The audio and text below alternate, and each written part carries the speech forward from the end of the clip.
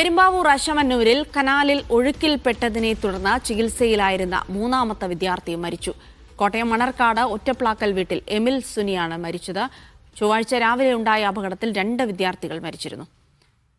ഗോപിക അരവിന്ദ് വിവരങ്ങൾ നൽകും. ഗോപിക, മൂന്നാമത്തെ വിദ്യാർത്ഥിയും മരിച്ചതോടുകൂടി ഒരു വലിയ ദുരന്തമാണ് അവിടെ സംഭവിച്ചിരിക്കുന്നത്. വിശദാംശങ്ങൾ.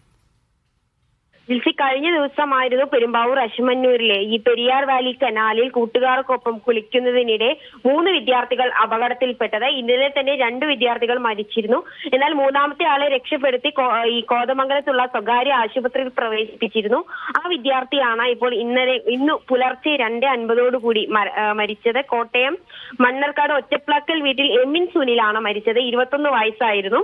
ഇവർ 3 പേരും കഴിഞ്ഞ ദിവസം മരിച്ച വിദ്യാർത്ഥികൾ ഉൾപ്പെടെ ചെറുകുന്നം KPM നഴ്സിംഗ് കോളേജിലെ അവസാന വർഷ നഴ്സിംഗ് വിദ്യാർത്ഥികളാണ് ഇരുവരും.